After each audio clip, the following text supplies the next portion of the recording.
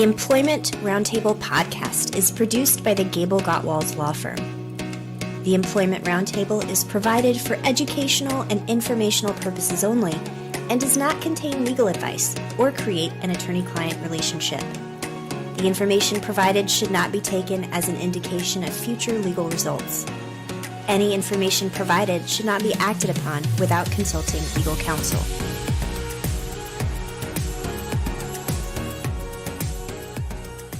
Welcome to the Employment Roundtable, where we provide you with the perspectives and information you need to make wise employment decisions for your employees and your organizations.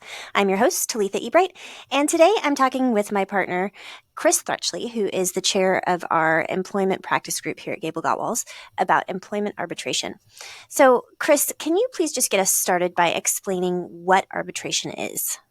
Yeah, so arbitration is an alternative dispute resolution method that basically, instead of litigating in state or federal court, you litigate a case in private. And you do that in front of a hired judge. And the hired judge is called an arbitrator. And so usually the hired judge is somebody who has subject matter expertise in the nature of the claim that you're litigating. So there can be mandatory arbitration where employees are required to arbitrate any disputes that they have. There can be voluntary arbitration where the parties just agree that they want to litigate their dispute in private. But I consider arbitration, mandatory arbitration in employment, to be a key risk mitigation strategy for employers. And in fact, a lot of the employment defense lawyers that I talk to around the country feel like it's almost malpractice not to be encouraging employers to consider mandatory arbitration as a key risk management strategy. Okay, great, thanks.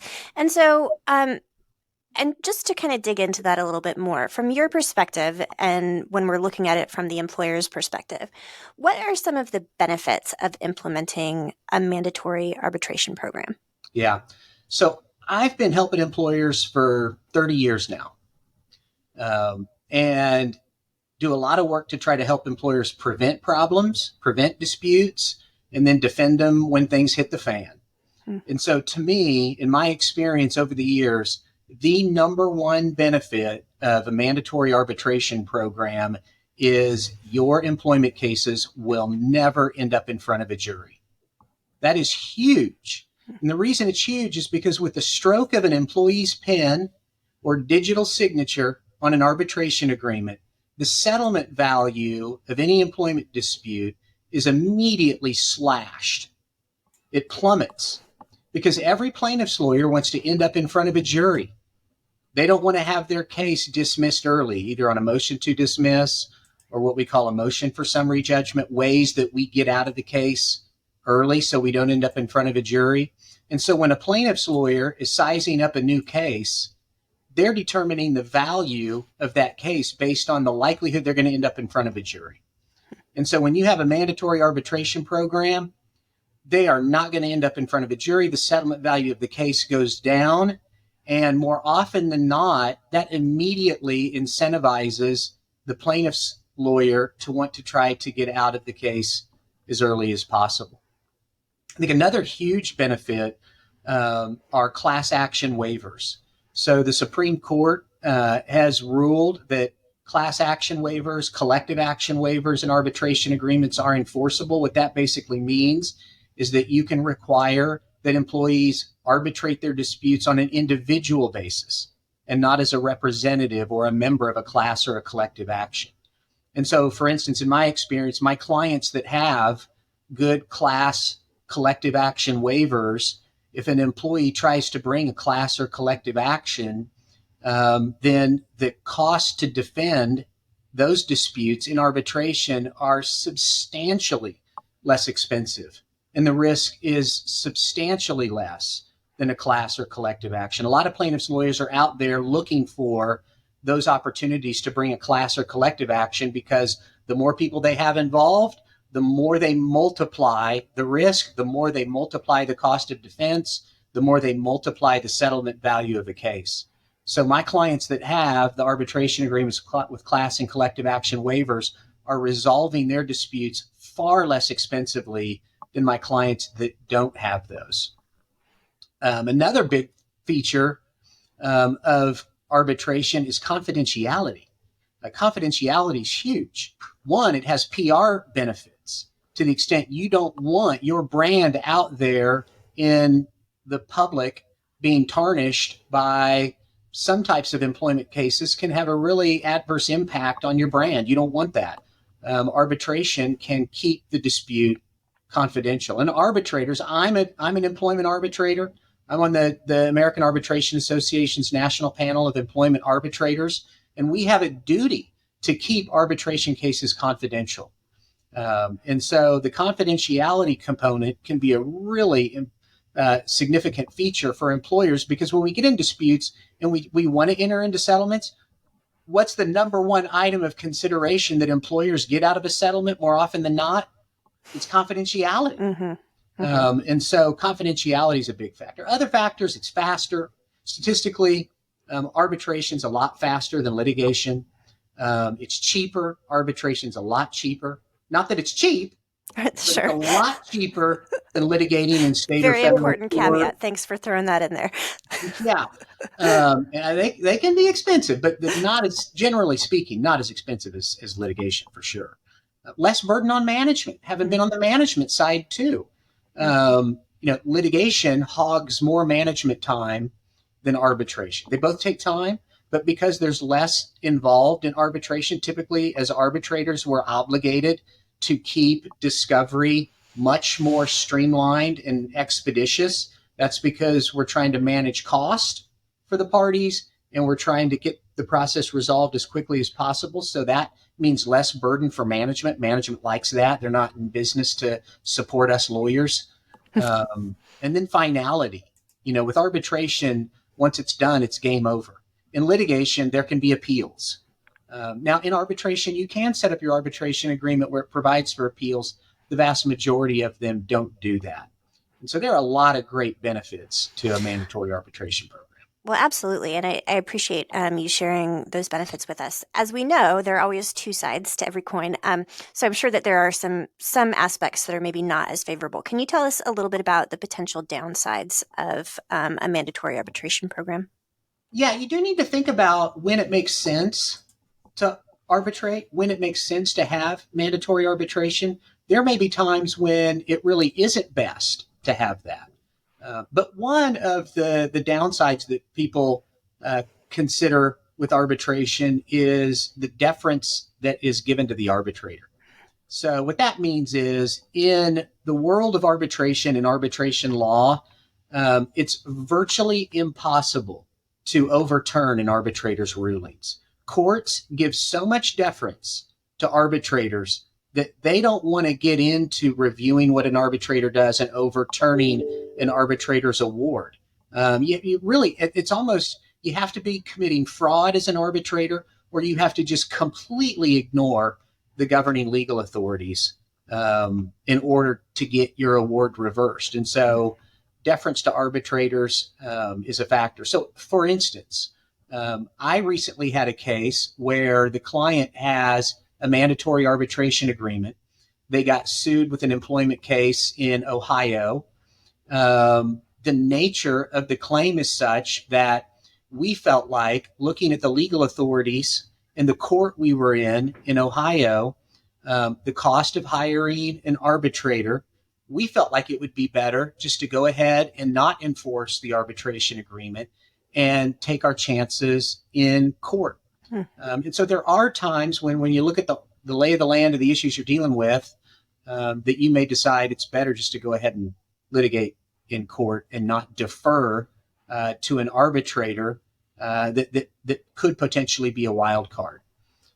Another downside is just the arbitrator's fees. So in arbitration, you have to pay, if you're using the AAA or if you're using another association like JAMS, you have to pay, there's an administrative fee. Usually in the employment context, it's about $2,500. But then you also pay the arbitrator's fee. Again, it's a hired judge. You're hiring them for their subject matter expertise.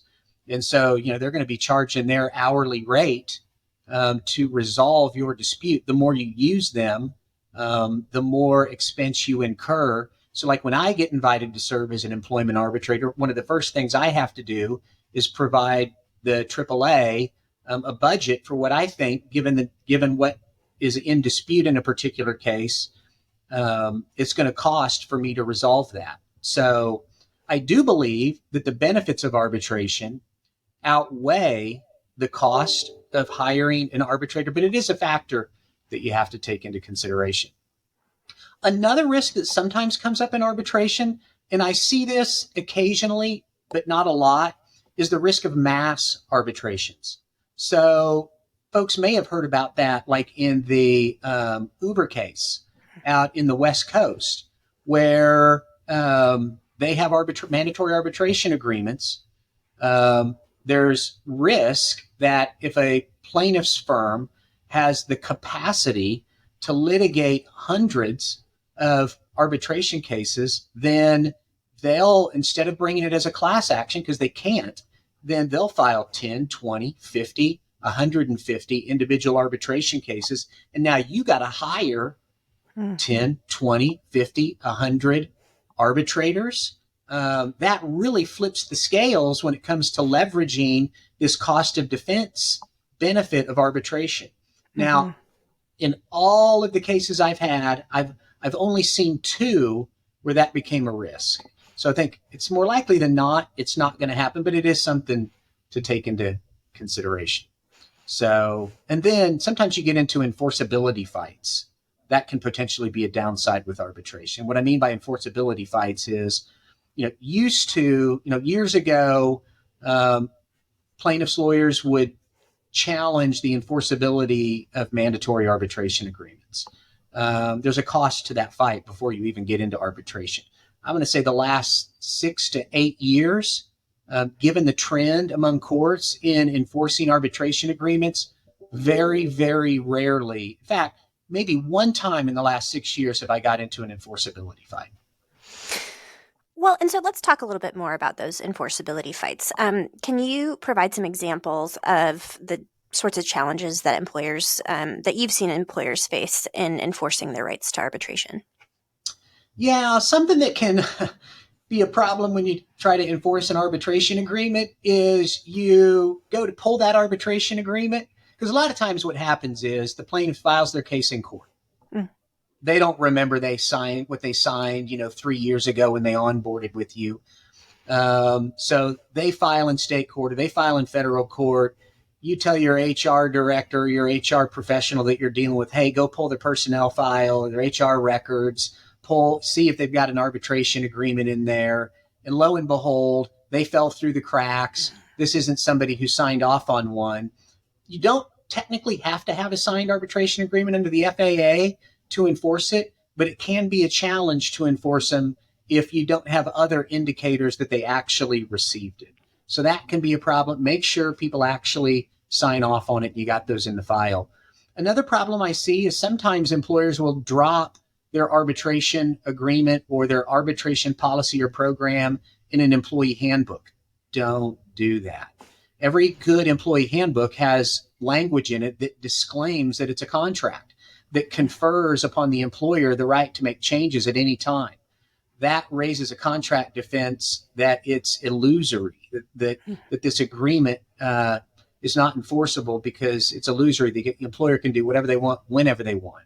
So don't drop it in your handbook. Make it a separate agreement that survives termination of employment so you don't create a defense there. Another thing that I see when I review arbitration agreements is people getting too cute with them. And it renders them what the law calls unconscionable. And what I mean by too cute is that they want to jack around with the rights and remedies. Like you can only recover certain remedies, or you can only pursue certain rights, or you can only pursue certain rights at certain times where they're messing with the statute of limitations. Don't get fancy with the law.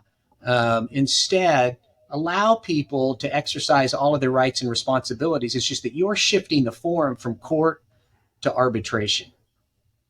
So that can be a problem to enforceability. A lack of mutuality. You got to make it mutual. Okay. What's good for the goose is good for the gander. So just like you want them to have to arbitrate all of their disputes with you, then you have to arbitrate all of your disputes with them. So make it a mutual arbitration agreement or a mutual ADR program. The one potential exception for that is that typically will be enforced is if you carve out the right to seek injunctive relief. If there's a need to seek immediate temporary restraining order or temporary injunctive relief because of some emergency, and you allow the parties the right to do that before you go into arbitration. But even arbitration agencies can allow for an injunctive relief element to it.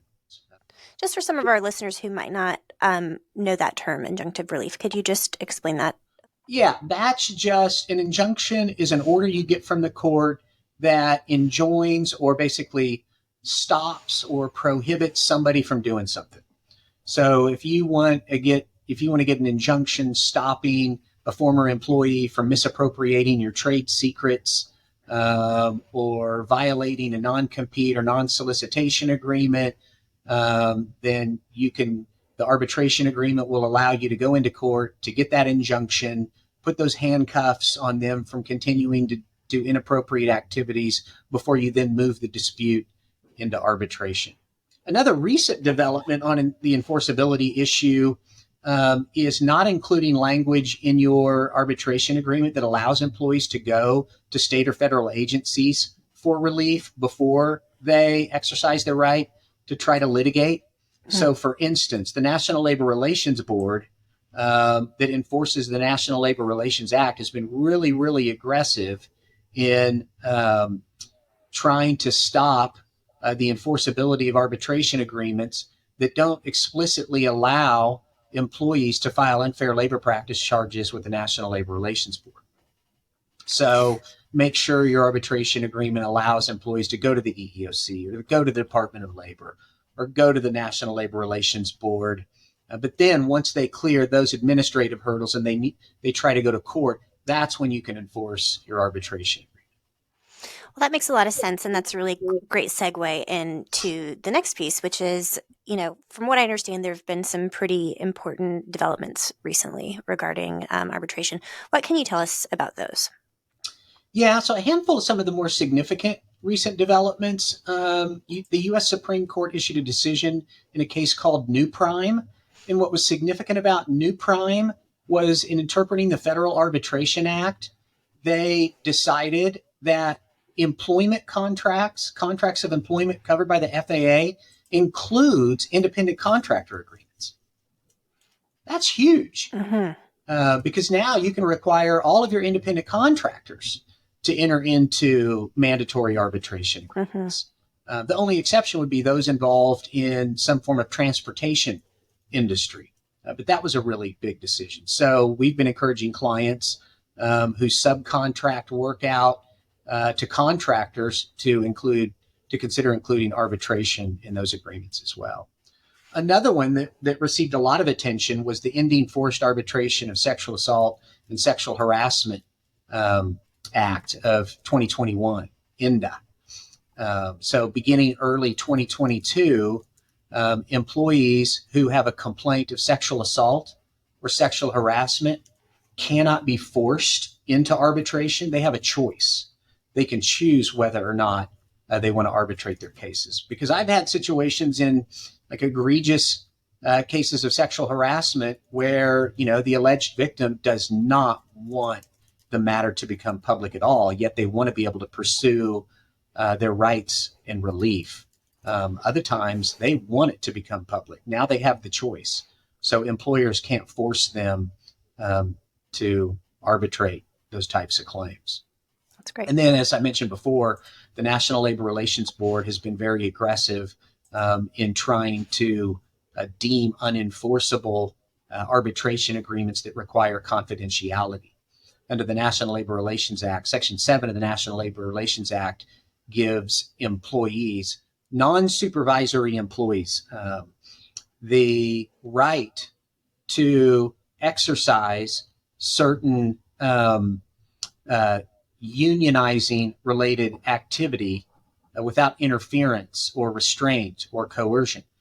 So, for instance, it's referred to as concerted protected activity. In other words, if you and I want to talk Talitha at the water cooler about how awful it is, how little we're getting paid for all this sweat equity we're pumping into everything we do for the company every day.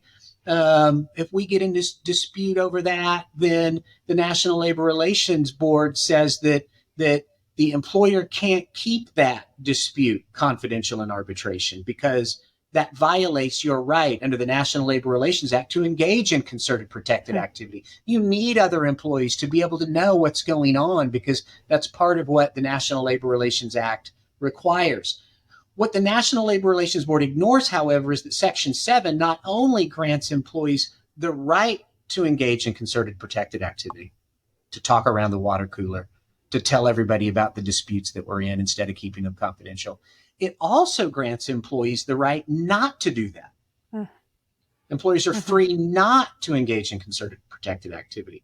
So employers take the position that an employee who enters into a mandatory arbitration agreement agreeing to keep their disputes confidential is freely exercising their right under Section 7 of the National Labor Relations Act to refrain from engaging in those concerted protected activities. But nevertheless, it's a recent development where employers at least need to be cognizant of that potential risk that's out there that the NLRB might try to come in and deem their program unenforceable.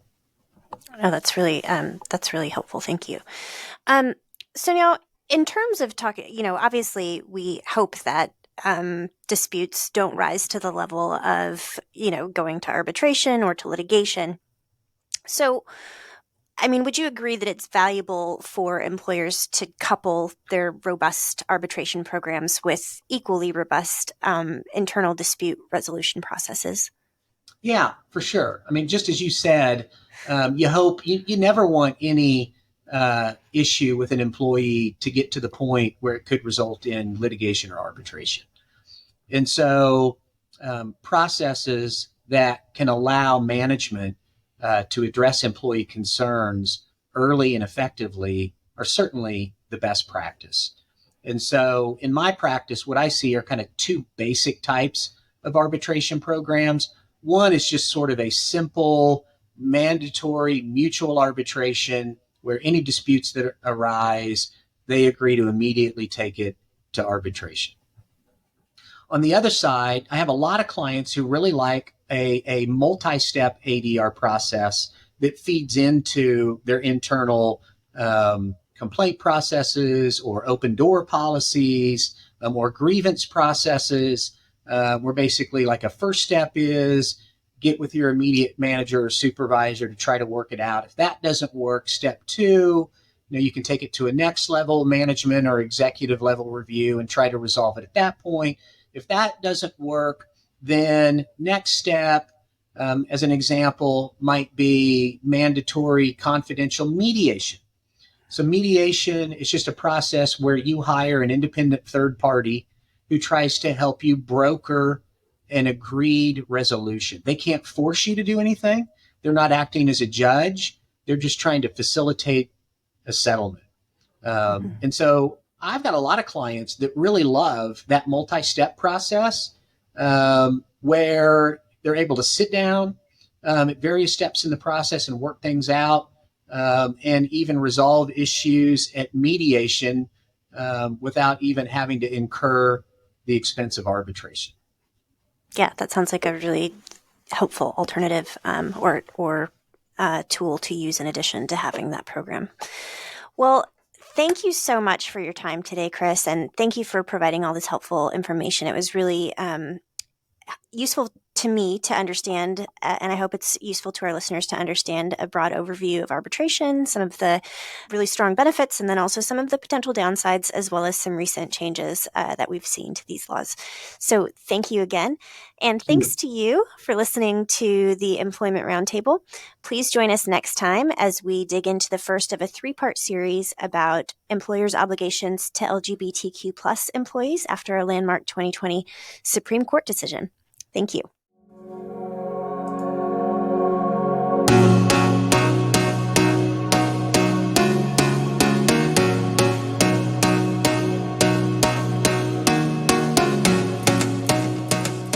The Employment Roundtable podcast is produced by the GableGotwals Law Firm. The Employment Roundtable is provided for educational and informational purposes only and does not contain legal advice or create an attorney-client relationship. The information provided should not be taken as an indication of future legal results. Any information provided should not be acted upon without consulting legal counsel.